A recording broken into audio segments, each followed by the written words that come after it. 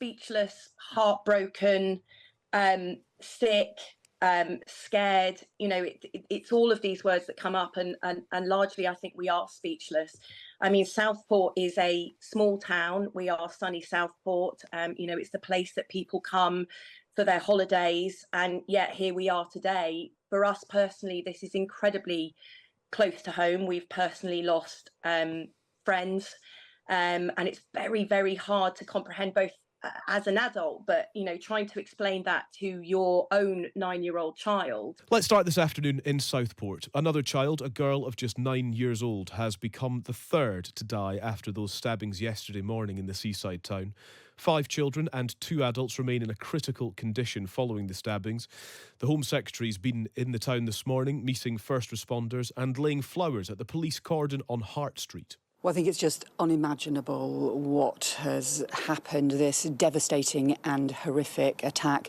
And I think all of our thoughts will be with the families who have been affected, the loved ones who have been lost, and the children who are injured.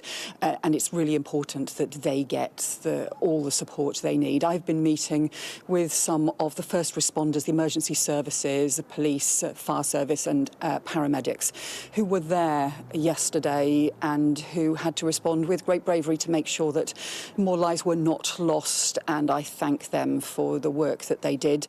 The Home Secretary there. Well, as the family and friends of those affected take the day moment by moment, police continue to try to piece together how those horrifying scenes came to be a reality.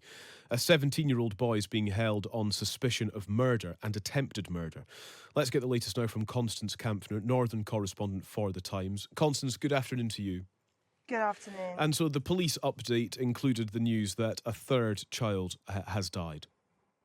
Yes, so we now know that there were 3 victims. The latest was 9 years old, then a 7 and a 6-year-old have also passed away. It's obviously a completely devastating attack and hard to get your head around. I'm just sitting here in my car, moments away from the cordon speaking to you, and I've just watched 2 children walk past with a bunch of white flowers that they look like they're on their way to lay there. I mean, just really, really heartbreaking scenes.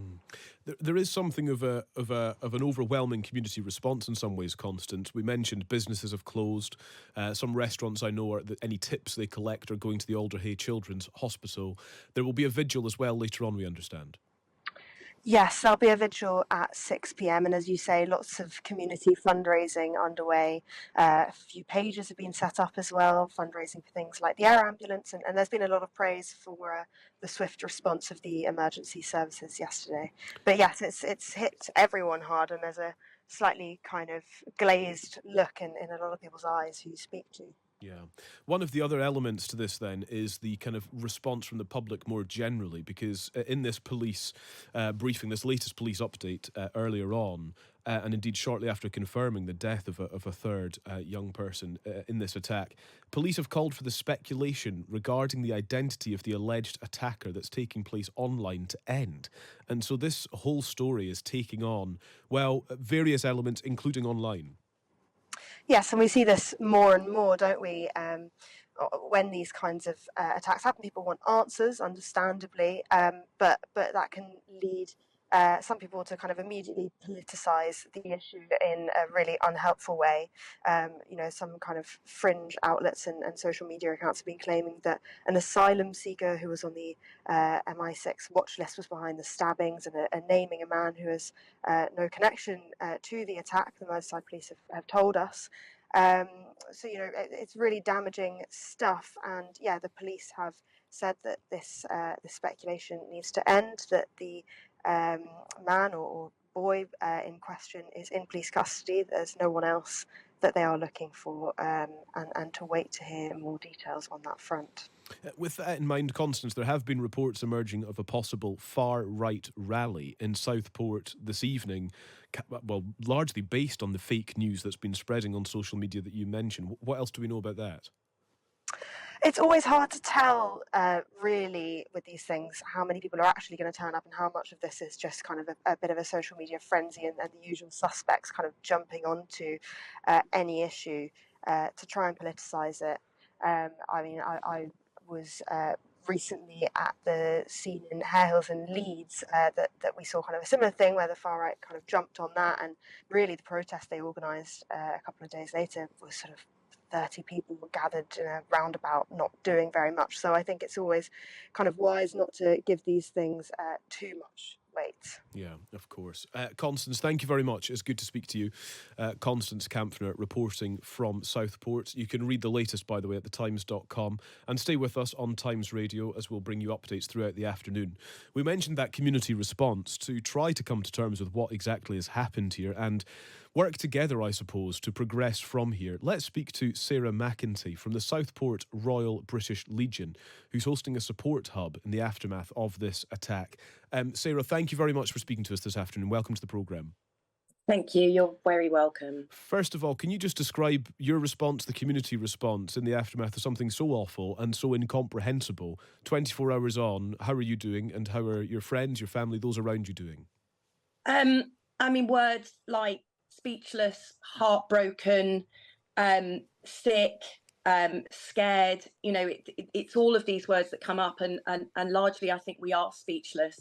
I mean, Southport is a small town. We are sunny Southport. It's the place that people come for their holidays, and yet here we are today. For us personally, this is incredibly close to home. We've personally lost friends, and it's very, very hard to comprehend, both as an adult, but trying to explain that to your own 9-year-old child is just something that I don't think any of us ever thought that we would do. But then, of course, the flip side of that is this sense in the town of people wanting to help and support. It's always been that kind of town where people are friendly. I'm not originally from Southport. I'm from the south of England, and I moved up here 6 years ago, and what always struck me was that people are friendly and people want to support each other.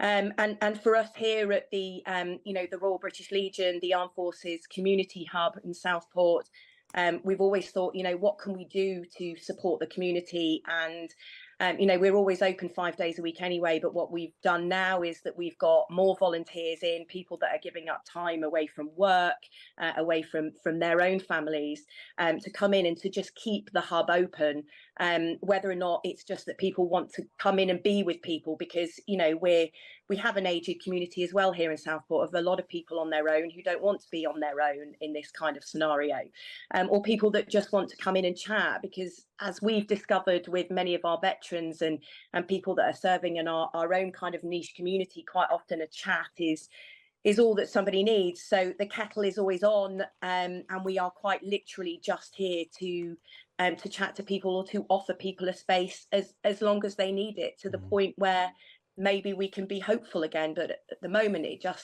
we're just in shock. Yeah, it is so shocking. Is that the nature then of the conversations of those who are coming in to use the hub, that they are expressing shock, perhaps that they even don't know what to say?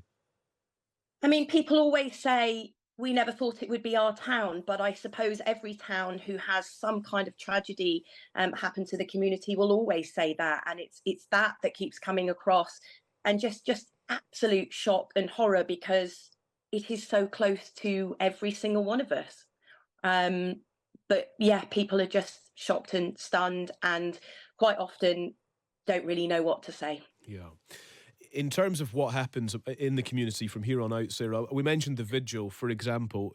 How are these things happening? Who is organising them? It always amazes me that there can be sort of so many different efforts that take place in the aftermath of these sorts of incidents, but everybody seems to coalesce around all of them. Do you see what I mean? In some ways, it can feel fragmented, but actually, in reality, it is a really joined up thing. Sometimes it just seems to happen, and we know that only too well. In recent months, we've pulled together and put big events on in the town, and somehow these things just seem to happen because people are motivated and people are passionate about wanting to do something. And I think today will just be a case of, the use of social media or people communicating with each other, and people will just slowly turn up tonight at 6 o'clock for this vigil. And I think it's really important to use the word love, because that's exactly all we want now in Southport is love and support and to be together. It's not about anything else other than love and support and remembering those families and being together as a town. It literally is, it's about nothing else. And somehow it will just happen. I know that local council, local MPs, local community groups such as ours, we've offered to support in any way that we can, perhaps through marshalling, because most of our members are retired military, so they have that in their bones. They're able to deal with difficult scenarios and difficult situations. So we will do whatever we will do, and I have this sense of people just turning up and it just happening. Which is always amazing, but I'm just so sorry that it's got to happen in such a difficult situation. Yeah, indeed. Sarah, we mentioned at the start of the programme that we look for the helpers in these situations, of which you are certainly one. So it's great to speak to you. Thank you very much. You're very welcome. That is Sarah McEntee from the Southport Royal British Legion.